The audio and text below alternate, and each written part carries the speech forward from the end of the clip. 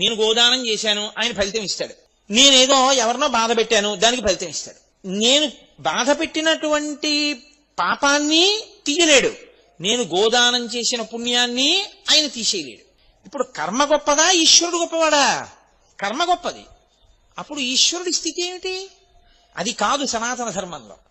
మీకొకసారి పశ్చాత్తాపం కలిగి త్రికరణ శుద్ధిగా మీరు ఈశ్వరుణ్ణి ప్రార్థిస్తే అది ఘృతరీతి ఘనీభూతం దయాళువై పాపమునకు ఇవ్వవలసిన భయంకరమైన ఫలితాన్ని బాగా తగ్గించేసి ఇచ్చేస్తాడు.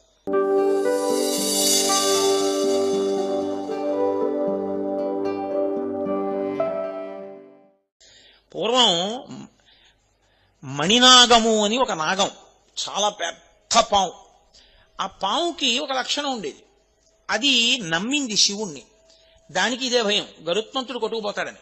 ఎందుకంటే మనం చూడండి, మంచి పచ్చడి వంకాయలు వచ్చాయి మార్కెట్లోకి, చాలా పెద్ద పెద్ద ఆకుపచ్చ వంకాయ, ఒక్క కన్నం లేదు అన్నారనుకోండి, ఓ ఎన్నాళ్ళైందో పచ్చిపోయి తెచ్చేయండి 4 కిలోలు, పెరుగు పచ్చడికి వాటికి ఉంటాయి, ఫ్రిడ్జ్ లో పడేద్దాం అని అందరూ వెళ్ళిపోయి ఆ కొట్టు మీదే పడిపోతారు. అలా బాగా చక్క అలాంటి పాములంటే అవి ఎక్కడున్నాయో అని ఆలోచించి మరీ పెడతాడు గరుత్మంతుడు. అందుకని ఆ మణినాగం ఏం చేసేదంటే బయటికి వస్తూ ఉంటే పుట్టలోంచి శివ శివ శివ శివ శివ శివ శివ శివ అంటూ వచ్చేది. అది శివనామం చెప్తూ తిరిగి శివనామం చెప్తూ ఆహారం తీసుకుని శివనామం చెప్తూ పుట్టలోకి వెళ్ళిపోయేది. అది ఒక రోజున శివనామం చెప్తూ వెళ్ళిపోతోంది. వెళ్ళిపోతుంటే చూశాడు గరుత్మంతుడు. చూసి దొరికిందిరా అని దాన్ని కొట్టబోయాడు. అది నిర్భయంగా పాకుతూ శివ శివ శివ శివ అంటూ వెళ్ళిపోతోంది. పరమేశ్వరుడు, ఆయనకి తెలియందే ఉండండి, ఆయన సర్వజ్ఞ, ఆయనకు అన్నీ తెలిసి ఎక్కడేం జరుగుతోందో. ఎప్పుడూ నా పేరు చెప్పే అలవాటు ఉన్నటువంటి మణినాగాన్ని గరుత్మంతుడు కొట్టబోతున్నాడు. ఆయన వెంటనే నందీశ్వరుణ్ణి పిలిచి అన్నాడు, వెళ్ళి రక్షించన్నాడు. నంది ఒకడు, శివుడు ఒకడు కాడు, అందుకే వాళ్ళ మధ్యలోకి వెళ్ళాం. వెంటనే నంది, నేను వెళ్ళి గరుత్మంతుణ్ణి చెనకితే బాగుండదు, శివకేశవులు రెండుగా కనపడే ఒకరు. శ్రీ మహావిష్ణువుకి చెప్తే ఆయన వాహనం కాబట్టి ఏమిటయా ఈ పని అంటారు. మేమిద్దరం ఈక్వల్స్, నేను ఈయన వాహనాన్ని ఆయన వాహనం కాబట్టి బొత్తిగా ఏమైనా నువ్వు మాట చెప్పపోయావా అంటాడేమో రేపు పొద్దున వాళ్ళ ఓనర్ గారికి చెప్పేస్తే గొడవ వదిలిపోతుంది. అందుకని చెప్పి ఆయన వెళ్ళి విష్ణువుకి చెప్పారు. శివాజ్ఞ, మణినాగాన్ని రక్షించమంటున్నారు, గరుత్మంతుడు తరుగుతున్నాడు. ఆయన వెంటనే గరుత్మంతుడిని పిలిచి వెనక్కిరా అన్నాడు. అంటే మంచి కోపంతో తరుగుతున్నాడు కదండి, ఇది నా ఆహారం, ఆహారాన్ని దూరం చేయకూడదు అంటూ తరిమేడు. ఆహా, నేను పిలిచినా రామే, నీ శక్తి క్షీణించుగాక అన్నారు విష్ణువు. పడిపోయిన కింద గరుత్మంతుడు. మణినాగం నిర్భయంగా శివ శివ శివ శివ అంటూ వెళ్ళి దాని ఆహారం తీసుకుని ఆయన పక్క నుంచే వెళ్ళిపోయి పుట్టలోకి వెళ్ళిపోయింది. అప్పుడు ఆయన ఆలోచించాడు, అరేరే, నేను ఇలా అయిపోవడానికి కారణం ఈ మణినాగాన్ని తరిమాను. శ్రీ మహావిష్ణువు కబురు చేశారు, నేను వినలేదని అప్పుడు క్షమార్పణ చెప్పి ప్రార్థన చేశాడు. విష్ణువు శక్తినిచ్చారు. ఈయన వెళ్ళి శ్రీ మహావిష్ణువు పాదాల మీద పడి, ఈశ్వరా నాకంత శిక్ష వేస్తారా అన్నాడు. అంత శిక్ష వేయడానికి కారణం నేను వేసింది కాదు, శివాజ్ఞ. అది శివశివ శివశివ అంటూ తిరుగుతుంది, నువ్వు తరమబోయావు. ఆయన వెంటనే కబురు చేశారు కాబట్టి నందీశ్వరుడు వచ్చాడు, నీ శక్తి అందుకు తీసేశాను. శివాజ్ఞ పరిపాలించవలసిందే అందరం. కాబట్టి శివశివ శివశివ శివశివ అనుకున్న మణినాగం బతికిపోయింది ఆయన అనుగ్రహంతో. ఏది సంతతము ఆయన్ని ధరించిందో అది ఆయనకి భూషణం కాదండి. భూషణం అంటే ఏంటి? ధరింపబడినది భూషణం కదా. ఇప్పుడు నేనేదో ఈ ద్రాక్షహారం వేసుకున్నాను, అప్పుడు నాకు అది భూషణం, నేను ధరించాను కాబట్టి. అది నన్ను ధరించింది. ఎలా? దానికి చైతన్యం ఉంటే ఎప్పుడూ నన్నే లోపల వహించి భరిస్తోంది అనుకోండి, అప్పుడు అది నాకు భూషణం, నేను దానికి భూషణం. అందుకే ఆ మణినాగమును గరుత్మంతుడు చెనకలేకపోయాడు. ఆయనే సామాన్యుడు కాడు. పరమేశ్వరుడు అంటే లోకంలో ఎవ్వరూ చెయ్యనంత ఉపకారం చేసినవాడు. గరుత్మంతుని చేత నిత్య భయం ఉన్నటువంటి పాములకి అభయం ఇచ్చి తన ఒంటి మీద వేసుకుని కాపాడినవాడు. అందుకనే ఆయన భుజంగభూషణుడయ్యాడు. ఇది బాహ్యంలో ఉండే. ఇలా నేను చెప్తూ వెళితే నేను ఇప్పుడు మీకు చెప్పినవి స్కంద పురాణాంతర్గతమైనటువంటి విశేషాలను తీసుకొచ్చి మీకు ఆ మహేశ్వర ఖండంలోంచి వాటిల్లోంచి కొన్నిటిని చూపించాను. ఇలా నేను ఎన్ని తీసుకొచ్చి చూపించినా అనంతము, వాటికి ఏం అంతు ఉండదు, ఎన్నైనా చెప్తాం. ఆదిశేషుడు ఆయన కాలికి గజ్జెగా ఎందుకు అవుతాడు అని ఒక విషయం ఉంది. ఇప్పుడు అది నేను చెప్పడం మొదలెడితే ఇక భుజంగ భూషణతో సరి నాకేమో ఇదేంటి 1/2 అవర్ లెఫ్ట్ అని బెల్ కొట్టడానికి టైం దగ్గరికి వచ్చేసింది. ఇంకా 2 రోజులు ఉంది, పూర్తి అయిపోవాలి సిలబస్ కదా. అందుకని ఆయన భుజంగ భూషణం, ఆయన భుజంగమును ధరిస్తాడు. కాదు కాదు, భుజంగం అన్న మాటకి ఒక అర్థం ఉంది. భుజంగం అంటే ఏమిటో తెలుసా అండి? పాము, పైకి అర్థం. పాముకి ఒక లక్షణం ఉంటుంది. మీరు చూడండి, ఏదైనా కదిలిందనుకోండి అంతా కదులుతుంది. ఇప్పుడు నేను లేచాను అనుకోండి, నా శరీరం అంతా కదులుతుంది.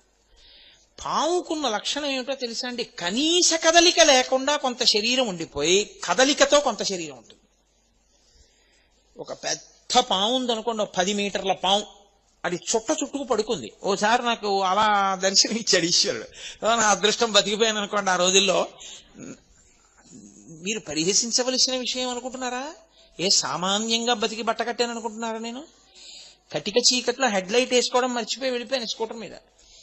తీరా దగ్గరికి వెళ్ళేటప్పటికి అలా చూస్తే ఏదో పెద్దది పడుకున్నట్టు అనిపించింది. ఆ రోజుల్లో నేను సామలవాడలో పనిచేసేవాడిని. ఆ పక్క పొదల్లోంచి అక్కడ నల్లత్రాసు ఉంటుంది అని చెప్పేవారు మా వాళ్ళు. అయ్యి బాబాయ్, పాము కాదు కదా అని లైట్ వేసాను.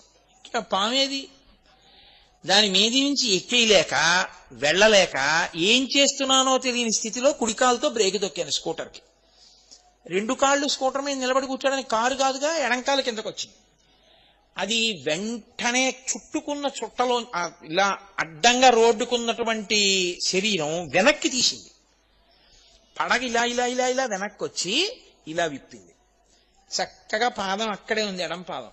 హెడ్ లైట్ కాంతిలో మెరిసిపోతోంది. ఇలా పైకెత్తి చూసింది, ఇలా కిందకి చూసింది. ఏమో ఈశ్వరుడు ఏమన్నాడో తెలియదు మరి, కొట్టకు అని ఉంటాడు శివాజ్ఞ. అది తలదించి వెళ్ళిపోయింది. అది వెళ్ళిపోయింది, నేను వెళ్ళిపోయాను. కానీ నేనేం చోళ్ళవి చల్లించుకోలేదు. ఎందుకనంటే అది కొట్టేయాలి అంటే అప్పుడు నాకు ఎవ్వరూ లేరిక, నన్ను రక్షించగలిగిన వాళ్ళు. చక్కగా కొట్టేయచ్చేది. కానీ అది ఎందుకో ఇలా తలెత్తి చూసింది, కిందకి చూసింది, వెళ్ళిపోయింది. బహుశా వీడు నన్ను చంపుదాం అనుకున్నవాడు కాడు, ఏదో పొరపాటునొచ్చాడు. వీడిని నేను ఎందుకు చంపాలనుకుందో ఏమో, ప్రాణభిక్ష పెట్టి వెళ్ళిపోయింది. ఈశ్వరుడు వీడేదో శివాలయ పునర్నిర్మాణంలో 30 రోజులు ఉపన్యాసాలు అవి చెప్పవలసిన అవసరాలు కొన్ని ఉన్నాయనుకున్నాడో ఏమో, ఉంచేశాడు. కాబట్టి ఆనాడు అది కరవలేదు. కాబట్టి అది ఏం చేస్తుందంటే, ఓ చుట్టుకుని పడుకుందనుకోండి, ముందు దాని తలొకటే కదులుతుంది. తలొక్కటి కదిలి వెడుతుంటే మిగిలిన చుట్ట అలాగే ఉంటుంది. చుట్టంతా ఏం కదిలిపోతుంది దానికి. ఏదో పులి పరిగెడితే లేచిపోయినట్టు, ఏనుగు పరిగెడితే ఒళ్ళు లేచిపోయినట్టు లేచిపోద్ది దానికి. మిగిలిన చుట్ట అలాగే ఉంటుంది. కొంత భాగాన్ని బయటికి వస్తుంది. ఆ తర్వాత అది వెళ్ళిపోదాము అనుకుంటే మాత్రం అలా కదిలి కదిలి కదిలి కదిలి కదిలి కదిలి వెళ్ళిపోయిన తర్వాత చిట్ట చివర తోక భాగం కదిలి వెళ్ళిపోతుంది. ఆ చుట్ట అలా విప్పుకుంటుంది, విప్పుకుని విప్పుకుని విప్పుకుని విప్పుకుని కదులుతుంది. అప్పుడు మొత్తం పాము కదులుతుంది. లేకపోతే ఒక్కొక్కసారి అక్కడ వరకే వెళ్ళి మళ్ళీ వెనక్కి వచ్చి ఇచ్చేది, చుట్టంతా కదలదు. అది కాలము యొక్క స్వరూపం. కాలము భూత భవిష్యత్ వర్తమాన అని 3 కింద కదిలిపోతుంటుంది. చుట్టొక్కటి చుట్టుకు పడుకుంటుంది పాములాగే. అది భూతకాలముగా తినేస్తుంది కొన్నింటిని. గడిచిపోయిన కాలంలో మా నాన్నగారు, మా అమ్మగారు, మా తాతగారు, మా అక్కయ్య గారు అందరూ పడిపోయారు. భవిష్యత్, ఆ భవిష్యత్తులో కూడా తింటుంది, వర్తమానమునందు తింటూ ఉంటుంది. కాలరూపంగా కదులుతుంది. ఆ కదలికకి చుట్టలు చుట్టుకున్నటువంటి ఆ పాము యొక్క శరీరం, ఆ కదలికని కాలం అంటారు. కాలమునకున్న లక్షణం ఏమిటంటే పాపపుణ్య ఫలితములనిచ్చుట, శరీరములనన్నిటినీ పడగొట్టివేయుట. అన్నీ కాలంలో పడిపోతాయి. అటువంటి కాలమునకు అందరూ పడిపోతే, కాలమునకు కాలునికి కామమునకు లొంగక కాలుణ్ణి కాముణ్ణి కూడా నియంత్రించిన వాడెవడో వాడు భర్గ. అందుకని ఆయనకు అది ఆభరణం. అది ఆయన చెవి పక్కన ఇలా పడగ విప్పుంటుంది, కానీ ఆయన ఇలా నిర్భయుడై ఉంటాడు. ఎందుకని అంటే ఆయన ఆ కాలుణ్ణి ఇటు కాముణ్ణి వశం చేసుకున్నవాడు. ఇది చెప్పడానికి ఆయన భుజంగ భూషణ కాదు. భుజంగం అన్న మాట ఎందుకు వాడారో తెలుసా అండి? భుజంగం అంటే భుజం, అది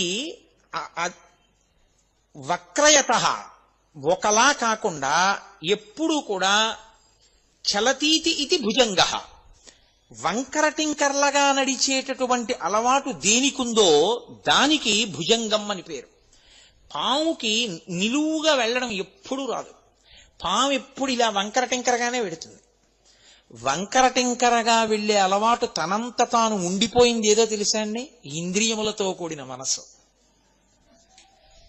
ఇంద్రియాలు మనసు తనంత తాను ఇప్పుడు కూడా లేస్తూనే సుప్రభాతం చేసుకుందాం, చక్కగా పూజ చేసుకుందాం, ఈ లోకాన్నంతటినీ మన కుటుంబంలా చూసుకుందాం, ఎవరి డబ్బు గురించి మనం ఆశపడద్దు, ఈశ్వరుడికి నైవేద్యం పెట్టి తిందాం, సూర్యోదయానికి లేచిపోదాం అలా అంటుంది ఏమిటి? అలా ఏమందవు. మనసు ఇంద్రియములు ఎప్పుడు వంకర టింకరగా తిరుగుతాయి. కుటిలం చరతీతి ఇది భుజంగ. భుజం కుటిలం చరతీతి. కుటిలం అంటే వంకర టింకరగా తిరుగుతుంది. ఈ వంకర టింకర తిరుగుడంతా దేనివల్ల అలవాటైందంటే ఈ ఇంద్రియములతో సుఖములను అనుభవించడానికి అలవాటు పడి ఈ మనసు ఎప్పుడు వంకర టింకర తిరుగుడే తిరుగుతుంది తప్ప తిన్ననైనటువంటి నడక దీనికి రాదు. ఇలా తిన్ననైన నడక రానటువంటి మనసుని ఈశ్వరుడి దగ్గర పెట్టేస్తే ఆయన దాన్ని భూషణ మెడలో వేసుకుంటాడు. ఆ మనసుని ఆయన స్వీకరించి ఆయనే శరణాగతి చేసిన వాడి మనసుని నడిపించగలిగినటువంటి బాధ్యతని తాను స్వీకరించి మిమ్మల్ని తనకి ఆభరణంగా ఆయన స్వీకరించేస్తాడు. అందుకని ఆయన భుజంగ భూషణ. ఏమండి, మరి మేము గతంలో చేసిన పాపాలు మీరు ఒక్కటే జ్ఞాపకం పెట్టుకోండి. మీకు ఒక్కసారి భగవద్భక్తి కలిగి ఆర్తి కలిగిన తరువాత ఎలుగెత్తి త్రికరణ శుద్ధిగా మీరు పిలవడం మొదలుపెట్టిన తరువాత కూడా మిమ్మల్ని క్షమించి ఉదారుడై మిమ్మల్ని ఉద్ధరించి మీకు పలకకపోతే మీరు ప్రార్థన, పశ్చాత్తాపము, ప్రాయశ్చిత్తము ఈ మాటలకి వాంగ్మయంలో చోటు ఉండదు. ఇక ప్రార్థన అసలు నేను ఎందుకు చెయ్యాలి? నేనేదో పాపం చేశాను, ఏమీ కుదరదు, ఇప్పుడు నేను మారానంటే కుదరదు, అవి అనుభవించు అని ఈశ్వరుడు అన్నాడు అనుకోండి. అప్పుడు నేను ఇంకిప్పుడు మారడానికి అసలు ఎందుకు సాధన చేయడం, ఎందుకు ఇప్పుడు ప్రయత్నం చేయడం? నేను ఎలాగో నేను చేసినవన్నీ అనుభవించాలి, ఇప్పుడు చేసినవి ఎప్పుడో అనుభవంలోకి వస్తాయి. కాబట్టి ఆయన ఏం ఉపకారం చేస్తాడు? ఆయన ఏమీ చేయడు. మీరు ఏ కర్మలు చేశారో ఆ కర్మలు ఈశ్వరుడి కన్నా గొప్పవి కూర్చున్నాయి. అవునా కదా? మీరు కొంచెం జాగ్రత్తగా ఆలోచించండి. నేను గోదానం చేశాను, ఆయన ఫలితం ఇస్తాడు. నేనేదో ఎవరినో బాధ పెట్టాను, దానికి ఫలితం ఇస్తాడు. నేను బాధ పెట్టినటువంటి పాపాన్ని తీయలేడు, నేను గోదానం చేసిన పుణ్యాన్ని ఆయన తీసేయలేడు. ఇప్పుడు కర్మ గొప్పదా, ఈశ్వరుడు గొప్పవాడా? కర్మ గొప్పది. అప్పుడు ఈశ్వరుడి స్థితి ఏమిటి? అది కాదు సనాతన ధర్మంలో. మీకొకసారి పశ్చాత్తాపం కలిగి త్రికరణ శుద్ధిగా మీరు ఈశ్వరుణ్ణి ప్రార్థిస్తే అది ఘృతరీతి ఘనీభూతం దయాళువై పాపమునకు ఇవ్వవలసిన భయంకరమైన ఫలితాన్ని బాగా తగ్గించేసి ఇచ్చేస్తాడు. అంత తగ్గించి ఇవ్వగలిగినటువంటి కృపకి, ఆ స్థితికి మహానుభావుణ్ణి ఇప్పటికైనా మారి మనం ఆయన పాదాలు పట్టుకుందాం అనుకుంటాం. పుణ్యాన్ని ఎందుకు తీసేయడం? అది ఉన్నా కూడా మీరు అనుభవించడానికి శరీరంలోకి రావాలి. కాబట్టి ఇప్పుడు పుణ్యము లేదు, పాపము లేదు, అనుభవించడానికి ఏమీ లేకపోతే రావడం ఎందుకు? ఎత్తి మెళ్ళబడేసుకుంటాడు. ఇంత పాపపు నడవడి కలిగిన వాడిని ఆయనకు ఆభరణం అయిపోయాడంటే, ఒకప్పుడు పాపపు నడవడి ఇప్పుడు ఆయన మెళ్ళలో ఉంటే ఆరాధనీయము. అది ఆ వాసుకి మీకు అనుగ్రహ ప్రదాత అయిపోతాడంతే జీవుడు, ఆ స్థితిని పొందేస్తాడు. ఇది చెప్పడానికి ఆయన భుజంగభూషణ. భక్తి అన్న మాటకు అర్థం ఏంటి? వేదం చెప్పింది చేస్తే కదా భక్తి. అప్పుడు భక్తి లేని స్థితే, భక్తి ఉన్న స్థితే. అది మెట్ట వేదాంతం అంటారు, అర్థం లేని వాదం, అది పిడివాదం. కాబట్టి ఆ స్థితిలో ఎవడు నిలబడతాడో వాడికి ఆ కర్మలు మళ్ళీ ఇంకా ఫలితాన్ని ఇవ్వడము అనేటటువంటిది ఉండదు. ఆయన ఖాతాలో ఆఖరికి వెళ్ళేటప్పటికి ఈశ్వరుడు ఏం చేస్తాడంటే కుడి చేతి వైపు పేజీ మీద ఇలా కొట్టేస్తాడు. ఏం లేదు, పాపం తీసేశాను, పుణ్యం తీసేశాను. పుణ్యం లేదు, పాపం లేదు, అనుభవించడానికి ఏం లేదు. కాబట్టి ఏం చేస్తాడు? నవ్వుతూ వెళ్ళిపోయే స్థితి ఇచ్చేస్తాడు.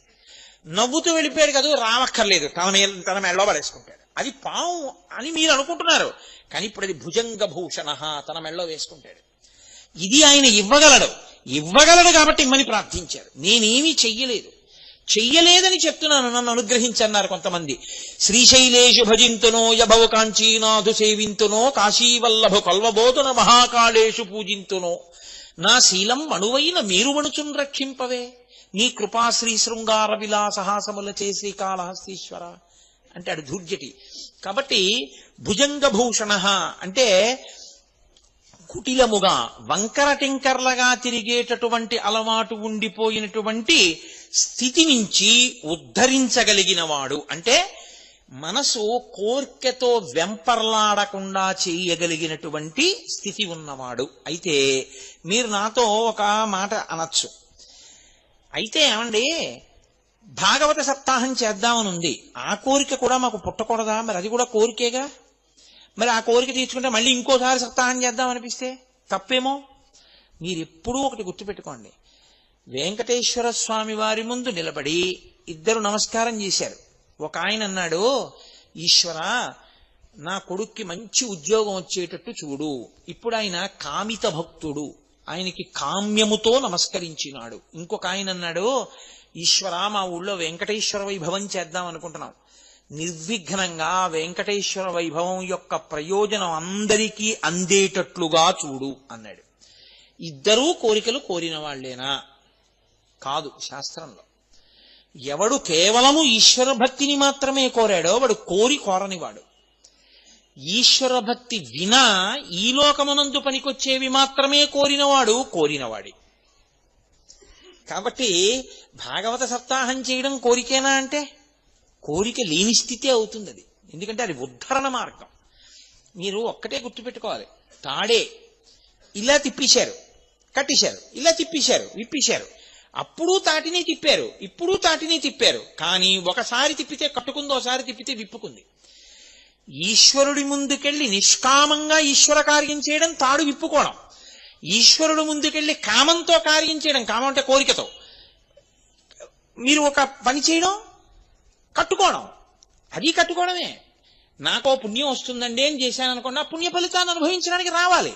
అది వద్దు, ఇది వద్దు, చేసేసి ఉమామహేశ్వర పర బ్రహ్మార్పణమస్తు, వాడు చేయించాడు, వాడికి వెళ్ళిపోయింది. నీకేముంది? ఏమీ లేదు, నాకేం అక్కర్లేదు కూడా. కాబట్టి ఇప్పుడు ఇటు లేదు అటు లేదు, 2 పేజీలు లేవు, పుస్తకం ఏంటి ఇంకా. కాబట్టి వాడు నవ్వుతూ వెళ్ళిపోతాడు. కాబట్టి చేసిన కర్మని ఈశ్వరునికి ధారపోసి బ్రతుకుట త్రికరణ శుద్ధిగా. నీకు ఫలితం ఈశ్వరుడే. ఇలా చేసినవాడు ఎవడుంటాడో వాడిని ఈశ్వరుడే పొదివి పట్టుకుని ఉంటాడు.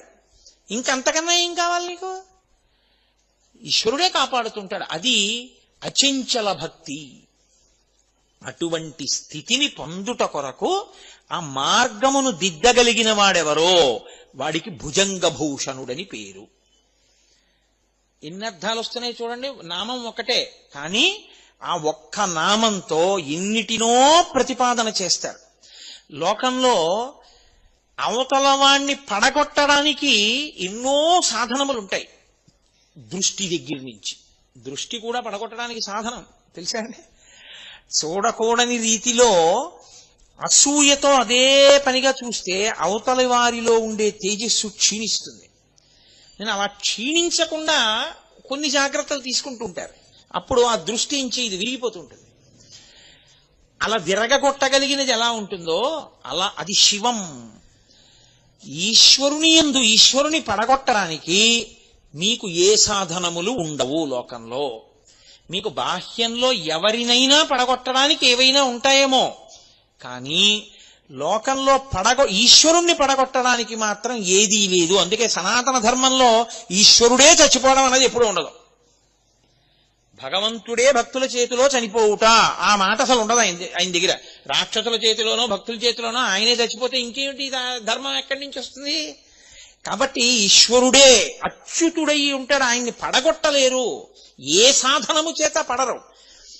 బాహ్యంలో అయితే ఆయన సృష్టించాడు, ఆయన మంత్రం ఆయన మీద వేస్తే అప్పుడు ఆయన మంత్రం పనిచేయకపోతే ఆయనే పని చేయనట్టు అయింది. అప్పుడు ఆయన మంత్రానికి ఆయన పడిపోడా?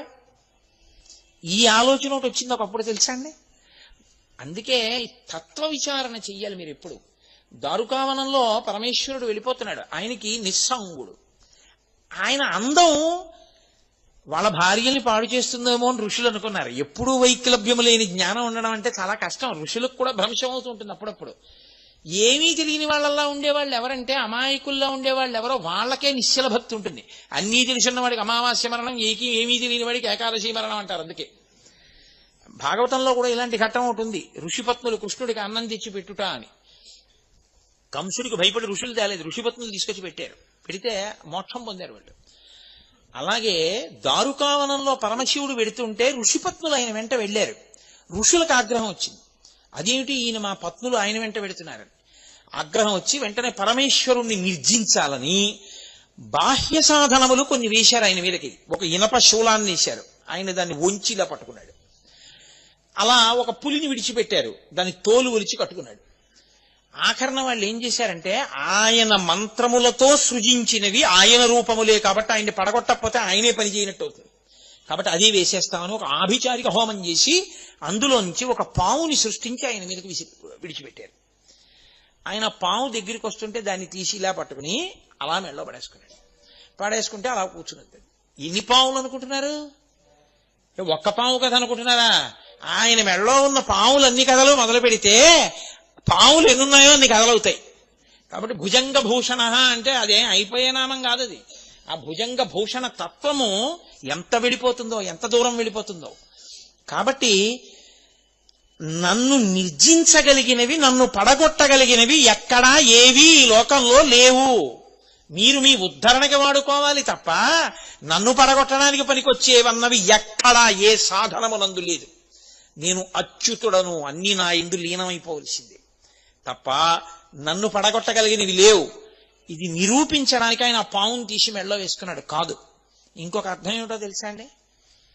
పాము రెండిటిని సంకేతిస్తుంది. ఒక పాము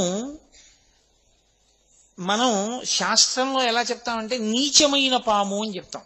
ఇంకొక పాము ఎప్పుడూ అనుగ్రహ స్వరూపమైన పాము అని చెప్తాం. అందుకే మీరు చూడండి, నాగస్పర్శ లేని దేవత ఉండరు. అసలు మీకు యథార్థంగా మాట్లాడితే మనం అంటే యజ్ఞోపవీతం నూలుతో చేసింది వేసుకుంటాం. పరమేశ్వర స్వరూపాలు ఏవి కూడా యజ్ఞోపవీతాలు నూలుతో చేసినవి కాని బంగారంవి కాని వేసుకో. అవి నాగ యజ్ఞోపవీత ధారిణం. ఆయన నాగమును యజ్ఞోపవీతంగా వేసుకుంటాడు, పావుని వేసుకుంటాడు యజ్ఞోపవీతంగా. శ్రీ మహావిష్ణువు నాగశయనుడు, ఆయన శేషుడి మీద పడుకుంటారు. పరమశివుడు నాగాభరణుడు. వినాయకుడు ఏదో వడ్డానం పెట్టుకున్నట్టు పావును దాన్ని ఇలా తీసుకొచ్చి ఇలా ముడేసుకుంటాడు. ముడేసుకుంటే అది ఇలా పడగ విప్పి ఆ బొజ్జనంతటిని చుట్టూ ఇలా ఉంటుంది, అదో వడ్డానంలా ఉంటుంది ఆయనకి. మీరు ఎవరిని చూడండి, ప్రతి వాళ్ళకి నాగము ఆభరణమై ఉంటుంది, నాగాభరణము ఉండి తీరుతుంది. అసలు ఇంకా మాట్లాడితే నాగాభరణాలు పెట్టుకున్నారని శ్రీ మహావిష్ణువు ఈ పక్కన పెట్టుకున్న వాటికి ఇలా పడగలు పట్టుంటాయి, నాగాభరణం పెట్టుకున్నాడంటారు. అందుకే చంద్రశేఖర భారతీ స్వామి వారి దగ్గరికి కొంతమంది వెళితే ఆయన అందరినీ పేర్లు అడిగితే చెప్పారు. ఒక ఆయన వీళ్ళందరూ వెళ్ళిపోయాక చెప్తానన్నారు. ఏమలాగా అంటే కాదులేడి చెప్పుకోవడానికి కొంచెం మొహమాటం అన్నాడు ఆయన. అందరూ వెళ్ళిపోయాక ఏమిటి నీ పేరు అన్నారు ఆయన. భుజంగం అండి అన్నాడు. భుజంగం అంటే చెప్పడానికి భయం ఎందుకు అన్నారు ఆయన. భుజంగం అంటే పాము కదండి, సిగ్గేసి చెప్పలేదన్నాడు. అంటే ఆయన అన్నారు, చంద్రశేఖర భారతీ స్వామి వారు, మీ నాన్నగారు అమ్మగారు చాలా దూరదృష్టి ఉన్నవారు. లోకంలో అన్నిటికన్నా తక్కువ విలువ ఉన్నదాన్ని అలా పడేస్తారు, బాగా విలువైన దాన్ని బీరువాలో పెట్టి దాచుకుంటారు దొంగలకి దొరకకూడదని. ఇంటికెళ్ళి ఉత్తరీయం తీసి అలా పడేస్తాను, లాల్చీ తీసి ఉతకడానికి పడేస్తాను. మెళ్ళో రుద్రాక్షమాల మాత్రం జాగ్రత్తగా పెట్టుకుంటాను. అలాగే భుజంగం పాము విష్ణువుకి శయనం, ఆయనకి ఆభరణం. కాబట్టి నిన్ను ఎవరో ఒకరు చూడటం కాదు, శివకేశవులు ఇద్దరు కూడా జాగ్రత్తగా చూస్తారు. అందుకని మీ వాళ్ళు నీకు భుజంగం అని పేరెడితే చెప్పడానికి మొహమాట పడతానటో, నీకన్నా గొప్ప పేరు ఎవరికి ఉందన్నారు ఆయన. నువ్వు చూసే దృష్టికోణంలో ఉంటుంది భక్తి అన్నది. కాబట్టి ఒక పాము ఎప్పుడూ పాడు చేస్తుంటుంది. ఏది ఆ పాము అంటే దేవతలలోనే ఉండేటటువంటి దేవతా స్వరూపం రోహిణీ శక్తి అంటారు. ఆవిడేం చేస్తుందంటే మనం తిన్నటువంటి ఆహారంలో అత్యంత సూక్ష్మతమైనటువంటి దాన్ని చాలా తక్కువ అంత శక్తివంతంగా మార్చి శరీరంలో తేజస్సుగా తయారు చేస్తుంది. ఆవిడ అధోముఖంగా పాడు చేసే పాము అన్న దానికి అర్థం ఏమిటో తెలుసా అండి? ఆ పాము అది తల ముందు లోపలికి పెట్టి పుట్టలోకి వెళ్ళిపోయే పాము అనమాట. అది ఏం చేస్తుందంటే ఆ తేజస్సుని లౌకికమైనటువంటి స్త్రీ పురుష సంబంధమైన కామము కల్పించి విశేష కామము వలన అర్థం పర్థం లేకుండా శరీరంలో ఉన్న తేజస్సు నిరంతరం క్షయమైపోయేటట్టుగా చేస్తుంది. దాని వలన తేజోహీనుడై ప్రాణశక్తి గ్రసించబడి ఓజోశక్తి పెరగక, జ్ఞాపక శక్తి ఉండక, విషయాలని ధారణ చెయ్యలేక, ఆసన శుద్ధితో కూర్చోలేక, ఈశ్వరుడు యందు జ్ఞాననేత్రము తెరవలేక ధ్యాన శక్తి నశించిపోతూ ఉంటుంది. దాని వలన ఈశ్వరుణ్ణి చేరలేడు. ఇంకొకటి ఊర్ధ్వముఖ చలనం చేస్తుంది, అది పైకెక్కుతుంది. దాని మంత్ర రహస్యాన్ని బహిరంగ వేదికల మీద చెప్పేది కాదు, అది ఆ కుండలి యోగం గురించి. అది ఆ పాము ఓజోశక్తిగా మారుస్తుంది, తేజోశక్తిని ఓజోశక్తిగా మారుస్తుంది. అది ఆ ఓజస్సుగా మార్చగలిగింది ఈశ్వరుడికి దగ్గర చేసేస్తుంటుంది. కాబట్టి ఇప్పుడు పైకెత్తగలిగిన పాము ఒకటి, పడగొట్టగలిగిన పాము ఒకటి. ఈశ్వరుడు కింద పడిన దాన్ని ఎత్తి పైనేసుకున్నాడు. అంటే పాడైపోతున్న నువ్వు నీ ఇంద్రియములను నువ్వు అదుపు చేసుకోలేకపోతే ఈశ్వరుడు యొక్క పాదములు పట్టుకని ప్రార్థన చేస్తే శ్రీశర్వాణి నిజాంకమందునగుచుంజెన్నొందలంబోదరుండీశా దక్షిణ శక్తి దేహమున తానింపారియుండంగ రాత్రీషుండుత్తమ దేహములందు వెలుగుల్ రంజిల్లగా నొప్పునో కాశీనాథయ సంగవేడదను నా కామ్యార్థముల్ వేట్కతో అని నువ్వు పరమేశ్వరుణ్ణి ప్రార్థన చేస్తే ఆయన ఎత్తి మెడలో వేసుకుంటాడు. మెడలో వేసుకుంటే అప్పుడు నువ్వు సంతోషంగా పైన పడగ విప్పి నిలబడగలుగుతావు. ఈ తేజోశక్తిని ఓజోశక్తిగా మార్చగలిగినటువంటి స్థితిని ఇయ్యగలవాడను నేను అని చెప్పడానికి ఆయన భుజంగభూషణుడై ఉంటాడు. ఇన్నిటిని చెప్పడం భుజంగభూషణ అన్న మాట వెనక ఉండేటటువంటి, నామం వెనక ఉండేటటువంటి రహస్యం. ఈ భుజంగభూషణుడైన వాడు, సరే అక్కడ వరకు వినండి చాలు, మీరు ప్రాజ్ఞులు, మీకు ఎన్నో తెలుసు, నేనేదో చెప్తానంతే. కాబట్టి ఆ భుజంగభూషణుడు రుద్రుడు. రుద్రుడు అన్న మాట చాలా జాగ్రత్తగా మీరు అర్థం చేసుకోవాలి. ఎందుకంటే యజుర్వేదంలో అసలు ఆ అధ్యాయానికి పేరే రుద్రాధ్యాయము. రుద్రాధ్యాయము అని పేరు. ఆ అభిషేక మంత్రాలకి నమ్మక చమకాలు రెండింటినీ కలిపి రుద్రాధ్యాయం అంటారు. రుద్ర అంటే చాలా మంది ఏమనుకుంటారంటే చాలా కోపం ఉన్నవాడు కాదు. రుత్ అన్న మాటకు అర్థం ఏమిటో తెలుసా అండి? ప్రతిబంధకము అని అర్థం. ఓ కమండలంలో నీళ్లు పోసుకుని మీరు ఇలా అభిషేకం చేస్తున్నారనుకోండి, ఓ చిగురుటాకు ఉండిపోయి అది కమండల ద్వారం దగ్గర అడ్డుగా పడిపోయింది అనుకోండి, ఇంకా నీళ్లు వెళ్ళవు, అభిషేక ప్రక్రియకి అంతరాయం వస్తుంది. అప్పుడు మీరు ఏం చేయాలంటే నీళ్లు ఇలా అన్నారనుకోండి, నీళ్లు వెనక్కి ఎడతాయి, చిగురుటాకు మాత్రం ద్వారానికి అలాగే మూసుకుని ఉంటుంది అంటుకుని. మళ్ళీ వీళ్ళు ఇలా అన్నారనుకోండి, మళ్ళీ నీళ్లు పడవు. ఇప్పుడు మీరు దాన్ని ఇలా ఇలా అన్నారనుకోండి, నీళ్లు బయటకు వస్తాయి, చిగురుటాకు రాదు. మీరేం చేయాలి? ఆ కమండలం అలా పెట్టి లోపలికి చూసి ఒక్కసారి ఏదో నిర్మాల్యానికి ఉన్న తొడిమి తీసి ఆ తొడిమితో ఇలా అన్నారనుకోండి, అది నీటిలోకి వచ్చి తేలుతుంది. అప్పుడు ఆ కాడతో ఇలా పట్టుకుని పైకెత్తి ఇలా పక్కన పడేసి ఇప్పుడు అభిషేకం చేశారనుకోండి, ఉండవలసినవి ఉంటాయి, పోవలసింది పోతుంది కాదు. దాన్ని రుత్ అంటారు శాస్త్రంలో. రుత్ అంటే ప్రతిబంధకము, ఈశ్వరుని చేరుటకు అడ్డుపడుట. ఈ చేరడానికి అడ్డుపడేది ఏదో తెలుసా అండి? అధర్మమే. మీ నడవడే అడ్డుపడిపోతుంది, ఈశ్వరుణ్ణి చేరనివ్వదు, ఈశ్వరుడికి దూరం చేసేస్తుంటుంది. నడిచాను చేస్తున్నానని ఆయన అనుకుంటాడు. ఆయన దేనికి దూరం అయిపోతాడంటే ఈశ్వరుడికి దూరంగా నడుస్తుంటాడు. ఇప్పుడు మీరు చూడండి, కారు రివర్స్ గేర్ వేసినా కూడా 80 కిలోమీటర్స్ స్పీడ్లో వెళ్తుంది తెలుసా అండి? నేను ఎందుకంటే ఒకనకొకప్పుడు ఒక ఊళ్ళో ఓ సందులోకి వెళ్ళబోయి కారులో ఓ సందులోకి వెళ్ళా. నేను వెళ్ళలేదు, ఆ డ్రైవర్ తీసుకెళ్ళాడు. అయినా నాకు తెలీదు, ఆ సందులోకి వెళ్ళిపోయాం. నిర్మానుష్యం ఆ సందు, చక్కటి సిమెంట్ రోడ్డు. అలా అది పక్కన రెండు పక్కల పెద్ద దొడ్లు గడ్డిమాలతోటి, కాబట్టి ఇళ్ళులో ఎవరు జనం వచ్చే అవకాశం లేదు, గోడే ఉందంతే. బాగా లోపలికి వెళ్ళిపోయి ఇక్కడేనా అండి బలానా దేవాలయం అంటే వాళ్ళన్నారు కాదు, ఆ ముందు సందులోనండి, మళ్ళీ వెనక్కి వెళ్ళిపోయి అలా తిరగండి అన్నారు. అది మళ్ళీ కారు ఇలా తిప్పుకోవడానికి అవకాశం లేదు అక్కడ. అతను ఏం చేశాడంటే ఇంత దూరం కూడా వెనక్కి, నేను అప్పుడే రివర్స్ గేర్లో ఇంత స్పీడ్ వెళ్ళొచ్చు అనమాట అనుకున్నాను.